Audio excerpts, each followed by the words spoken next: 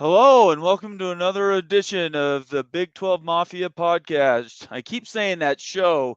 I don't do podcasts. Why does that stuck in my head, Cody?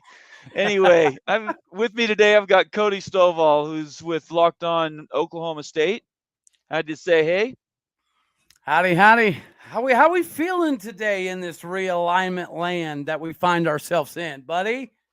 it is madness, absolute madness, and we love every second of it. Let's jump right in. Let me bring up the board of what we had moving last night, and then we heard or I guess early today, that Louisville could have been Yep. the eighth voting member that would blow this thing up. Greg Pflugar is reporting that the only team that could blow it up would be Notre Dame. What are your thoughts on that?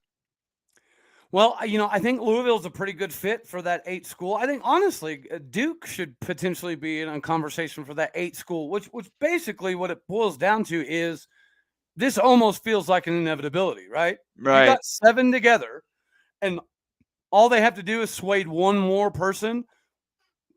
To me, it's a no-brainer, right? Stability in and of itself should be part of the conversation. And you know good and daggone well that there are several people in meetings at this very moment that are hooting and hollering and ranting and raving about the fact that University of Central Florida is going to be making more money than Florida State, Miami for the next 13 years. Yeah, yeah, and you add Clemson to that, and that's just untenable. There's no way their pride meter is so high. There's no way they would accept that. Well, and another thing I think this does is it turns the Pac 12 expansion, it's an expedited process now, right? Right. I think a lot of people have assumed it was a foregone conclusion that both Washington and Oregon would likely eventually end up in the Big Ten. I think that's still kind of the case. But what I think also is happening is the Big Ten has had no desire to move because it was unnecessary. Right.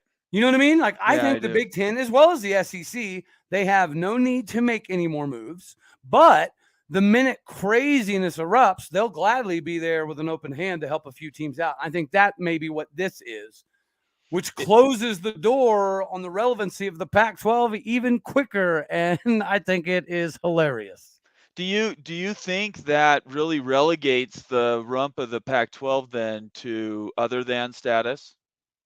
I mean, unless they find a way to you know what? There is no way that they can financially, statistically, mathematically, whatever you want to call it, get anywhere near close. Like the conversations you're hearing, right? I mean, according to a lot of your Pac 12 punditry, it's all fake, it's all lies. The Big 12 is full of baloo. You Right. can't believe nothing. The Pac 12's fine.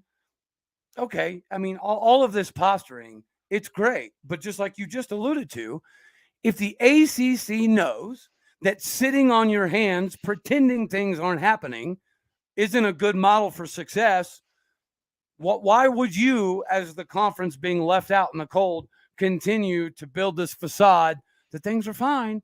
The house is on fire, but my blindfold works real good while the fire department's on the way. I really think that, and I asked Jim Williams this, I asked Bob Thompson this yesterday, and got non-committal answers from both. Rightfully so. They're walking a tight line. But the question was, if ESPN now has entree into the Big Ten by basically selling these schools from the ACC as a fair trade, making so the gore basically disappears and there's no legal disputes, then that would ease the passage then to any teams that go to the SEC. And then the Big 12 is able to scoop in and pick up 4. So that leaves 2 spots then to get to 20. I think 20 is the magic number, at least this round. It is. And boy, I don't know if I depends how many teams go to the Big Ten, because I could conceivably see a spot where Oregon and Washington are left out. Well, and you did bring up Notre Dame. And the reason I do find that interesting, because if you recall, at one point in time in Brett Yormark's very, very, very infancy of this job, Right. there was supposedly at least a conversation. How much of it grew legs, who knows? But there was at least a conversation about Notre Dame picking up Stanford and Right. possibly getting a bigger TV rights deal in the Big 12. Obviously, it didn't go very far. It was a brief conversation, but the fact that it was thrown out there, there's got to be some credence to the idea that for whatever reason, Notre Dame fancies itself in alignment with Stanford to some degree. Have you heard that as well? And if so, how is that a thing? I think that absolutely that is not only plausible, it's probably probable Okay. to put probable two probablys together. At the end of the day, the Big Ten wants Stanford. They've wanted Stanford from the outset. They just needed to figure out a way to bring in a school that has all this gravitas, $38 billion in money sitting in the back end for education, but then doesn't have anything on the competition level. And they're okay with that because of the education and research they bring with it. So I easily could see Notre Dame finally, after 150 years, give up their independent status and become and really make the Big Ten the preeminent conference in the land. That would put them at 20 teams, and Oregon and Washington now are looking for a lifeboat. And then at that point, it would be really up to Brett Yormark to decide what's his appetite for destruction. You know, does he go past 20? Does he do more than two teams? Because I think obviously at that point, Washington and Oregon are looking for a life raft, and the Big 12 is their only outlet. They're not going to. This idea that they're going to line with the rump of the ACC and combine that with the rump of the Pac-12. That sounds like disaster to me. I mean, I don't even know how that would work. You have no schools in the middle of the country and you're only on the edges. You're playing. I don't even know how you make that work. And Washington and Oregon be okay with that when they could go and at least compete in the Big 12. I don't see that leaves Arizona's, Colorado, and Utah looking for life rafts. Man, you're 100% right. And Notre Dame is obviously the big domino here that could change the landscape entirely. Right. And I think you're right. Their independent status with the current landscape and the fact that we seem to be gravitating more and more and more and more to just having three super conferences, Right. right? I mean, you're hearing talk of two super conferences. I just don't think that the powers that be financially would be okay with that, right? Because let's face it, there are about 65, 70 teams that do draw enough interest on a day-to-day basis that you don't want to leave all of those teams left out in the cold, right? There's going Right. to be some teams that get left out. It is what it is. But when people are saying there's going to be two super conferences, financially, it just doesn't make sense, right? It doesn't make sense from a scheduling perspective either. And for the landscape of college sports in and of itself, it's going to be a power three, right? It just is. The dichotomy, the numbers, it all works out. Well, and the days of unlimited media budgets are gone, maybe never to return. They were really the last big realignment after the 2008 financial crash. Media continued to grow somehow, inexplicably, but I think they finally hit a wall. And even if the economy comes back, even if realignment settles down and other things sort of, make possibly more money available, I don't see it being there because at the end of the day, we're getting more and more split at the edges, and I don't think there's enough of a pull. Say you went to 24, say you went to two 24 team leagues. Well, that's not enough mouths. That's not enough people with seats at the table. And I think going to 72, 3 24 league conferences is insanity. So three at 20, I think 60 sounds good. And you can come up with some good matchups in those Yep, 60 teams. I agree. And I think 20 might be a little much. Like I think my golden number would be 18, but the Big 10 and the SEC are not going to stay at 18, right? No, there's So too so many good teams out there. yeah, it Yeah. wouldn't make sense for us to stop at 18 knowing those two are going to be at least 20 schools, right? So Right, right. well and then if we could shift, I have a question for you, sir. Sure, yeah. Out of these schools, obviously it's Florida State and Clemson that is driving the bus here, right? They're the ones Right. that are most vocal, they're the ones that are most public, that are unhappy, that want unequal revenue share. Yeah, So Miami's in the back seat. exactly. So that's my Yeah. question. Clemson, Are they going to get in the Big 12? Probably not. Their profile is legitimately probably too high for the Big 12. Okay, I can Right. buy that. Florida State. Yeah, it's a little sanctimonious because they're digging up the past for their relevancy. But as far as like a blue blood style of status, I get it. Okay, maybe Florida State's too good, quote unquote, for the Big 12. Right. Well, that leaves some really good pickings. And the question for me is Miami suitable for the Big 12, or do you think that their tradition and history will make them more viable or a sexy pick for the SEC or the Big 10? Well, I think that, and I've thought this as an option. This is a great question that you bring up because I think Miami, from a profile standpoint, actually fits the Big 12 fairly well. Where they feel they are in their history, I think, is a different argument, right? But let's just do the math. So there's 7. We're going to count an 8th team, whether that's Louisville or Notre Dame. Doesn't really matter because they're going to the Big, or at least Notre Dame's going to the Big 10. So right now the SEC's at what, with OU and Texas they're at 16, and that means they, to get to 20, they have 4 spots. Well, if you look at this available 7 here on the screen, counting Notre Dame immediately to the Big 10, who of these do you see are valuable enough to go to the SEC? I don't know how you make that value calculation. UNC, I think, is probably Big 10. Clemson, Florida State are definitely SEC. North Carolina State, probably Big 12. Mm-hmm. Virginia, probably Big 10. Right? They're AAU. They're aligned with Big 10. Virginia Tech, I think maybe Big 12. Maybe I've heard some talk about possibly Big 10. But Miami, of these 7, in my opinion, is the one that's sort of hanging out there. And so they could get stuck just like Oregon and Washington. They could be Mm-hmm. one of the teams that really deserves to be in, but because you have in these 2 big conferences that are making the most money now, the Vanderbilts, the Rutgers, the Marylands, the Indianas, and Illinois, guys that should be sitting at the head table are being left off just by pure math, right? Not out of no fault of their own. These alliances that have lasted these hundreds of years, 100 years, have more value in their relationships. And the perceived notion in the Pac-12 is, their strength up top, right? But I Right, personally, I don't want no part of Oregon, Washington, Stanford. It's the same argument you have with Utah fans. If right, they want to continue to think they're too good, then they should stay there and be too good. I'm fine with that. They can be in the Pac 7.5. right. But I would love Miami, man. If I'm Brett Yormark, that's a home run swing.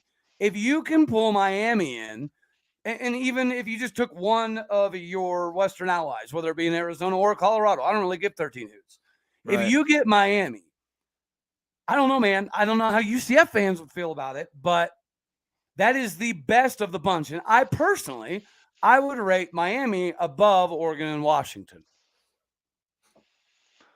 Uh, Boy, that is a great question. I haven't heard anybody start to postulate, the horse trading, who goes where. Uh, Oregon and Washington hold a value in their own because of the regionality. Miami doesn't really have that to themselves. Florida's a big enough media entity, and there's enough schools there. They're not unique enough for their areas. Whereas Oregon and Washington, just because that's all there is up there, they hold a lot more sway by themselves. Yeah. So, but I'm biased, right? I come from the West Coast, and I think I would probably lean Oregon and Washington because my heart's more in it. But from a stealing, thieving standpoint, if we could steal Miami, oh my gosh, that would be amazing. And now this leads to the questions that we really should have been talking about for the last 5 months. If the Pac-12 had finally, in their Big Ten, had decided to sort out what they were going to do, we could have been talking about next steps. And the next steps are, what does the media value for the Big 12 contract go to if you pick up some of these bigger schools? How much more does it go up if you go Oregon, Washington, Miami, Louisville? I'm just looking at the map over here, Pitt. How much more value does that add to a Big 12? We could potentially be looking at a $40 to $50 million a year annual valuation outside of the tournament credits we get for basketball and those other things. There's no reason why the value of the Big 12 has to stay where it's at. In fact, I think it's only going to go up. So if you, let's say you excluded Miami, so let's take out Miami, Florida State, Clemson, Right. and let's say that we went with the Four Corners or some iteration of the Four Corner schools. If you want to take out Utah and throw in San Diego State, I would greatly appreciate that. Brett Yormark, please and thank you. But if you just took the Four Corner schools, so just call it that, and 4 teams from the ACC, obviously, again, the conversation about us getting Clemson and Florida State probably Yeah, that's not happening. just peeing in the wind here. Yeah, no, it's not even worth its But time. you mentioned North Carolina and Virginia. Obviously, NC State would be a very good fit in the Big 12, not only from an academic, scholastical standpoint, but just the way the universities are ran. All right, they're also a land grant university, Right. and we have a lot of commonality there. That makes sense. You could say the same thing about Virginia Tech. I think you could also say the same thing about Tobacco Row. Could you not see the Mac Brown fighting Tar Heels back in the Big 12? Oh my Mac gosh. Brown back in the Big 12? I think it's too big a cherry. Okay. I think it's going to the Big Ten. They want as far south as they can go, which is the argument for the Big Ten picking up Miami, is they pick up that square footage and they have True. that toehold into the Florida market. But sure, I mean, in fact, I would drop everybody and just say go North Carolina Duke and let's go basketball and have not only the best basketball league, but now we're coast to coast and we have some really intriguing matchups every year. I think that would be brilliant. I don't know if they're going to be there. I think North Carolina is probably going to the Big 12, Big 10. Big 10. But Well, you got to. There's a numbers game here, right? And you mentioned earlier, right? The Big 12 being at 14 teams, it gives us a little bit of room, gives us a little bit of leverage, a little bit of viability to add. But if you're the Big 10, if you were to add Oregon and Washington, where does that put them? 18? Right away they're at 18 once USC and UCLA move. Oh, see, that's the thing though. Yeah.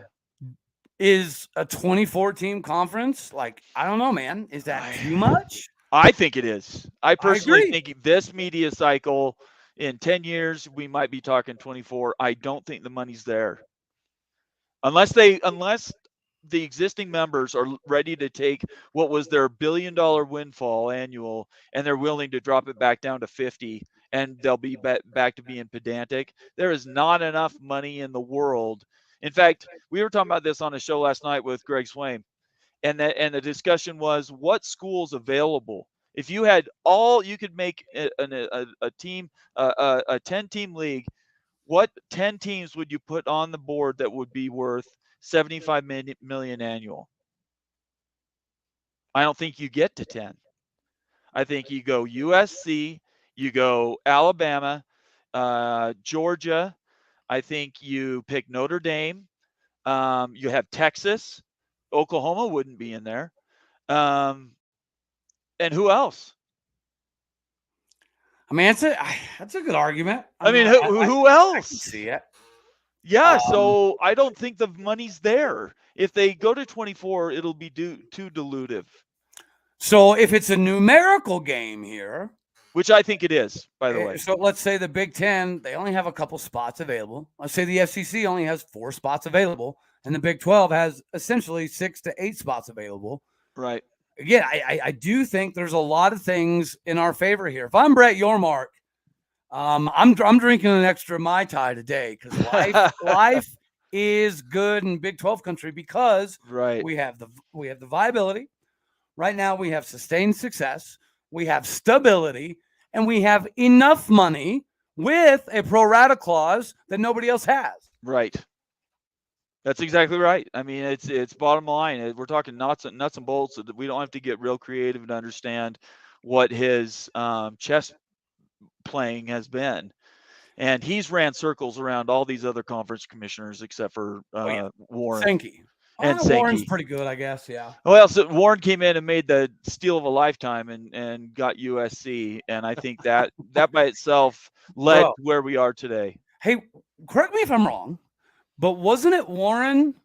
Wasn't he the one that was partially responsible for setting up that the Pac Big Ten ACC The buddy alliance, buddy partnership? sure. Yeah. Yeah, but he was double dealing though. The whole Oh time yeah. That's George what makes it so Kliavkov, sweet.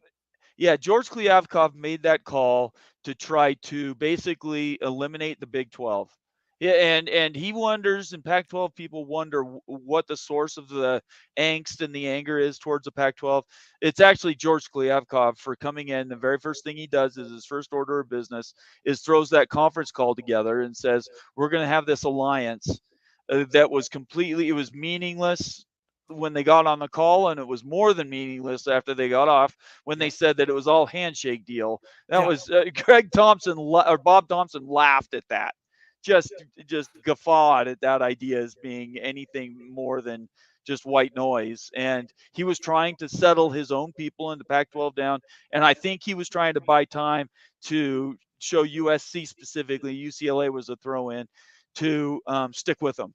Yeah. And I think USC saw straight through it, and they probably, right after that call ended, the chancellor of USC called Kevin Warren and said, "Let's make a deal." That's how I really see it probably happened. Yeah. No, I mean, you're probably not too far off. So, do you think that information slowly matriculates out today about this ACC meeting that's currently going on? Or do you think we're going to get a big news dump late at night? If you're talking Notre Dame, nothing happens in the dark. Everything has to. They're going to be prime time. They don't want to be up against news events. They don't want to be up against other sports. So if we look at the surroundings, what's going on in the sports world right now, you have some European soccer, Premier League stuff that is getting some run in Europe and a little bit in the United States. You have the NBA playoffs. If I'm not mistaken, I think either tonight or tomorrow is the draft lottery where everybody finds out what draft. So if anything changes, I still think it might be generated by Notre Dame. I'm not sure the rest of these schools that have met on this island for the last day for the ACC day and a half, I think they're just as chicken to make any moves as the Pac-12 presidents and chancellors are. They're all risk averse people, and it would take somebody like a Swarbrick to basically say, "Yep, put her hand up, let's go," and then it'll be the disintegration of the Pac-12 overnight. It'll be ACC, the pickings. ESPN gets 4 windows for games in the Big Ten as a trade for X, Y, and Z school, and it'll be done. So you mentioned basketball, and the basketball side of the conference already got better with the 4 new teams. Right. And you could take your pick of the litter here as far as these ACC schools are concerned and the enhancement of Big 12 basketball. But I'm a little bit selfish. I love baseball. And brother man, if you can give me a trip to Louisville or Georgia Tech on the schedule every year, absolutely sign me up. Is that right? Oh yeah, man. Louisville's got a very, very rich history in baseball. It's actually on my bucket list of places to go watch a game, as is Stark Vegas. Dude, Starkville, Mississippi, and their affinity for baseball. They get as many people to their baseball games as they do their football games. I'm not being Really? I'm not being entirely facetious. I've watched a Wow. Mississippi State baseball game that had over 32,000 people there. A college game? Really? Baseball. Yep. Wow. Yeah. No, I honestly, out here on the west, because we have the colder winters, Yep. and they go longer.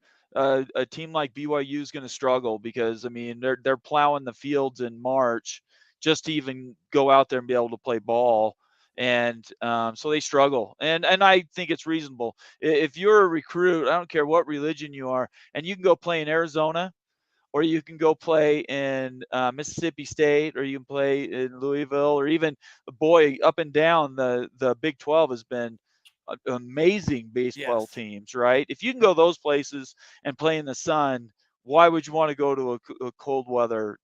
place. Yep. I know Oregon State has had success, A but lot. They used to. Oregon State when I was growing up they were the yeah, Vanderbilt. right. Yeah, exactly. And I think they should that's a wonderful tradition, and they're able to do that because they're in a warmer part of the Pacific Coast, Okay, so right. it stays more Yeah, moderate and they can play ball even when the rest of the West is in snow. So, I don't know for baseball. I would love to get into it. I love baseball as a kid, but it's been tough to follow. There's no professional team in Utah, and the gotcha. Mariners have sucked for a generation. And so, Well, I'm into it, man. I think that sounds like a great idea. I'm hoping and praying and praying and hoping next year we get BYU on the road because I missed out on going to Provo for football this year because we get to welcome y'all to Stillwater to end the Right. season. Yes. Yeah. So I'm hoping at least in baseball we get to go up there, man. It's a I beautiful really stadium. it It is. really is. Yeah, it's framed. I don't know So if you've seen pictures. I can find some pictures for you, but it's framed with the mountains. yes. It's absolutely gorgeous. I a couple of years ago when we were moving houses, I had some medical stuff pop up, so we had to like hire people to help us move the house, right? Right. And there was some gentlemen that showed up. They saw an ad, read an ad. I'm not sure, but they were on their mission. Oh, And right. one of them was a baseball player for BYU. He's actually on campus. This is his first year, obviously on field playing because he was on his mission. Right. But he and my son got to play catch together. They got to do some stuff together. And he was talking to my son about the recruiting process at BYU, how it's a little bit different, and how Right. the weather kind of does play a factor. And we know that all too well. I'll tell you, that's my biggest frustration with the state of Colorado is the people are nowhere near the same as back home. It just is Right. what it is. And the biggest thing is sports, man. There's not a sport you can do up here year round virtually. Back Right. home, you can play baseball legitimately outside 9 months a year. Yes. You can't do that here. And even if you have the best, nicest, prettiest indoor facility in the state, it's not the same. Like you go and watch big boy varsity games and you're watching outfielders misread the wind and stuff. It's Oh, because they're not yeah. used to it. Yeah, that's brutal. So, like when there's crazy windy days and there's people freaking out, that's one time that my son's like, "Well, I'm from Oklahoma. This is normal. No big Well, deal, buddy." Wichita State's able to make it work just fine, and I know it blows through there. Yeah, Wichita State was another team when I was growing up. They were always competing to go to Omaha. Yeah. They have a phenomenal tradition, and they've fallen off recently, which it hurts to see it. But on the flip side of it, Wichita State softball is really, really good, and they just got a brand new stadium. So good for them. Matter of fact, they did a deal to watch the Wichita State Oklahoma State games.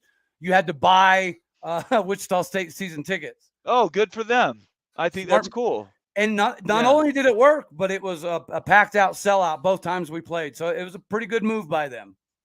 Yeah, I think that's really cool. And there's more of those sports that we need to be paying attention to. I know women's softball right now is just blowing up. Yeah, I'm seeing huge. it everywhere. It's bigger than the NBA in some Mm-hmm. in Yep. some instances. In fact, the NBA is crap anyway. So I'd Yep. much rather sit down and watch women's softball. Utah's got a dominant team this year. They're playing Baylor, I think, this weekend, in Oh, fact. good. Baylor's And sneaky good, man. Baylor's are they?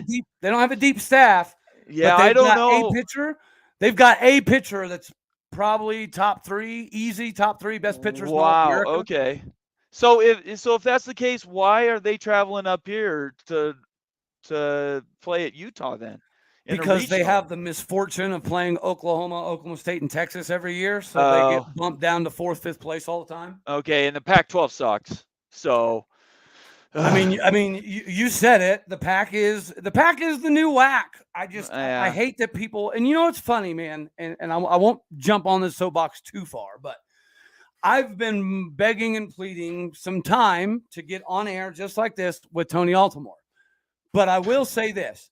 He was nice enough to send me like a significant number of DMs. Now, the dude writes complete soliloquies, so I didn't Right. read all of them, but I read most of them. And the gist that I got, and my question to him was very blatantly, openly, why do you guys continue to mislead the Pac-12 fan bases? right? Because I mean, it would be more likely that I go win a gold medal in the paraplegic Olympics than the Right. Pac-12 maintain themselves as a survivable conference. But here's the deal, man. They believe this stuff. No, he They really does. wholeheartedly believe this stuff. They Yeah. believe that the Pac 12 is going to make it. They believe that all of this reporting in the Big 12, it's all smoke and mirrors. They think everybody that reports on the Big 12 is lying and they're being lied to. And it's just, dude, like, I will say one thing. They have conviction. I don't know how it serves them. Like, for me and my fan base, I don't know, man. In my opinion, if I completely alienated everybody, how could I continue to claim credibility and relevance? I don't get it. I I don't don't know. understand how it's a professional platform. Even if you're just backing precisely what the ADs and presidents are telling you. You look at all the other writing on the wall, man. There's millions of other sources out there that say the Pac-12 is just smoke and mirrors. He look. Um, Yeah, you're I gonna go all PC. I see it on I your face. no, I just honestly, um, he and I traded some DMs, and he said some Okay. stuff to me that I'm not. I just don't talk about him. I got into this with Jason Watkins the other day, and he wants to debate him, to have this grand debate. Yeah, And I'm telling you guys, more power to you, but he will never, I know. ever come on a show with you I, because all he has is the rich history of the Pac-12, which is honestly now 20 years old since it was last relevant almost, and that goes back 100 years. When he brings up his justifications for all their decisions, he talks about the Pac-6 and the Pac-8 and the Pac-10. And look, people that graduated in 1950 aren't alive anymore. I mean, how many of those graduates are still around? That's not relevant anymore. And with NIL, the way recruiting and tampering work, and just modern social media and everything else, they're just a step behind. They've been a step behind since what's his name took over in 2010, yeah, and Klyavkov. yeah, no, before Klyavkov, it Oh, was Warren. no, what's his name? I don't know. He's the guy who ran the conference into the ground. Anyway, they're Oh, just a step. They're just a step off. They've been a step off, and honestly, you guys are welcome to engage with him, and maybe you'll get him on and all this stuff. But this is, and I have a show on this tomorrow night with a couple of oh, BYU sweet.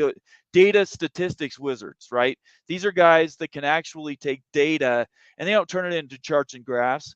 They put it into context, and they can actually tell you the reasons why things are, instead of bloviating about, well, this is what this number says and look at my pretty picture and you have to believe it because this chart's bigger than this chart.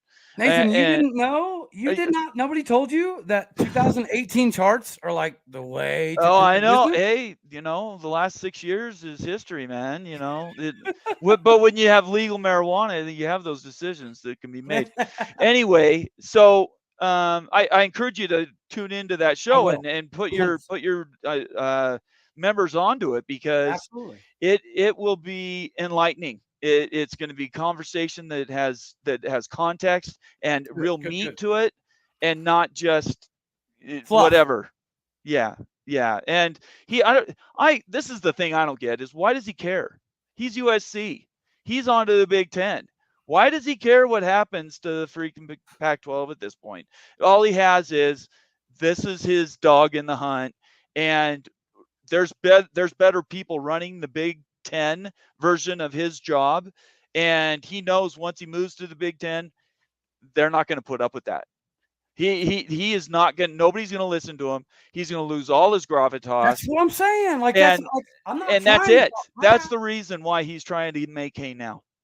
I'm not trying to talk crap. Like, when I asked, like, I was legitimately asking, like, what do you benefit by telling all these Pac-12 fans that listen to you on a weekly basis? Right. What do you benefit if all this craps the bed and Arizona leaves, Arizona State leaves, Colorado leaves, Utah leaves, San Diego State does or does not come? When all that takes place, how do you continue to expect that fan base to buy what you're selling. I don't get it, man. I don't Yeah, get it. you know what's going to be amazing for the Pac-12 to understand is if and when the ACC does blow up, and let's cross our fingers it happens this summer so we can get this all over and we can Yeah, talk about right. football. Mm-hmm. But when this blows up, the media valuations for the ex-ACC teams versus the media valuations for the Pac-12 teams, because everybody's in bed by the time they wake up to go play ball. And their value is probably 33 cents on the dollar to what on the market you can get on the East Coast. It's just a bottom line. It's facts. It's geography, right? You can't stop the sun from moving and the earth rotating around it. And there's no way they can fight that. And so all they can do is chirp, chirp, chirp about Conference of Champions and rest on laurels and all this other stuff. And it frustrates the hell out of me because there are some really storied brands that I want to see rescued. Mm-hmm. And I am seeing seats on the plane getting filled up. Yep. San Diego State and SMU are going to get sold down the river. There's Mm-hmm. not going to be enough P5 slots bringing along G5 spots. And you're going to end up Big Ten, I'm sorry, UW and UO are going to end up either in the Big Ten or the Big 12, and then you have all the Eastern schools that are going to end up being divvied up. Mm-hmm. There might only be 2 more seats on the plane from the Pacific and Mountain time zones, Yep. and who's going to get those? And it's going to go to the schools that jump first. And that's why I think you've seen a change of story from Utah.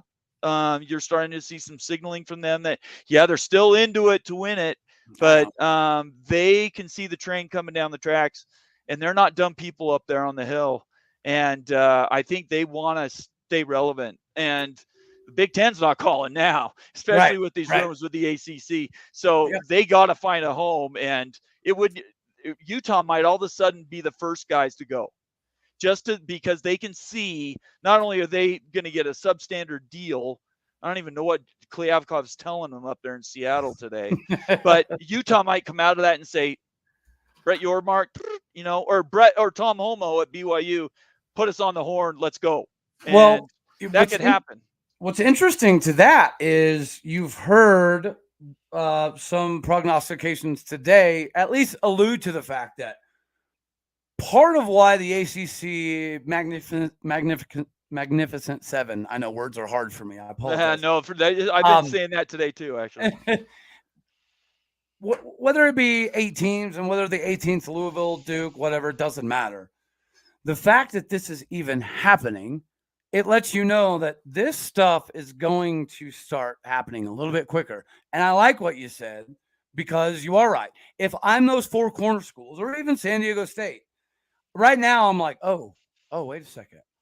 Wait a second. The last thing we want to have happen is the Big 12 pick up a bunch of ACC schools and Right. us get left out in the dark. And like you said, there's not enough seats on the bus for the Big 10 to hand out like candy. There's not enough seats on the bus for the SEC to hand things out like candy.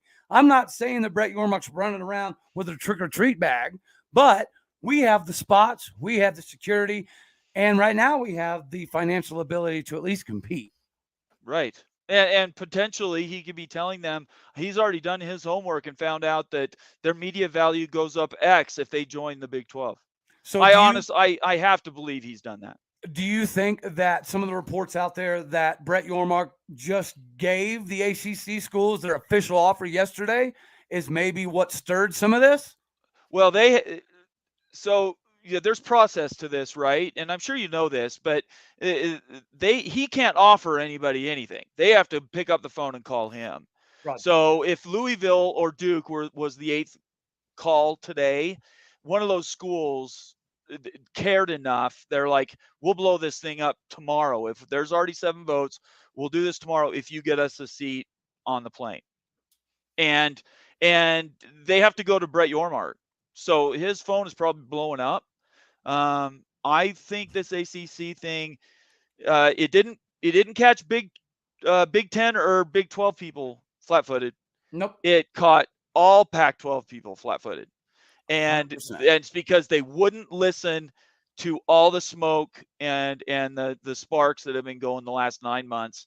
They took it for granted that they were the thing to take, and they're finding out that their crap doesn't stink. So Bro, it's like they've got a whole acre on fire and they're standing in the middle of it with a fire extinguisher. right. Well, their house is on fire for sure. They're trying to move out the furniture, but at this point, you're trying to save the family jewels and pictures. I like it. I like it, man. I'm a fan. Well, this has been awesome. Yes. Unfortunately, I actually have a real gig. I could do this all day with you, Cody. But I appreciate you hopping on with me today. This is Absolutely. a fantastic conversation, and we need to keep doing this stuff. Yeah. If you want to set up a regular, just let me know. Well, But, dude, it's already. I've been telling people Big 12 Mafia Mondays is about to be a regular thing. So if you can have squeeze you? it, Okay, all right. Well, we just need to talk about a time then. I could I like either it. give you a slot at noon on noon my time, so it'd be 1 your time on let's Mondays. see, on Mondays. So it'd be 1 your time, noon my time, or I could do after like 4:30. Dude, Uh, I think Mondays at noon. I think that's a ticket there, buddy. okay, well I think you can book it. Just put me Let's down. do I'll it. put you on my calendar as All right. recurring, and we'll just count it as good. Awesome, brother, man. Well, hey, I greatly appreciate your time. I am blessed that this is what I get to do for a living. So I'm just gonna Right. stay at it. I got my show uploading right now, and I greatly appreciate your time, brother. You bet. And we'll have to get you on the Holy Rivals podcast or freaking show. You see my camera jerk, that makes me so mad. Show with the Wild Ute, who's actually a Awesome. Kansas State Wildcat and University of Utah fan. He's the most pragmatic of all of them. Yeah, I And think he jumped in when I was on the Mark Rogers show, and he was one of the oh, did call-in he? guests. Yeah, Okay. He's a fantastic guy. yeah, You'll like him a lot, and I think it'll give you to understand that the loud Utah fans that caused all the trouble in the last year haven't been the ones that really is the silent majority. And I think I got you. I have total respect for them as a school, as a fan base, and all they do.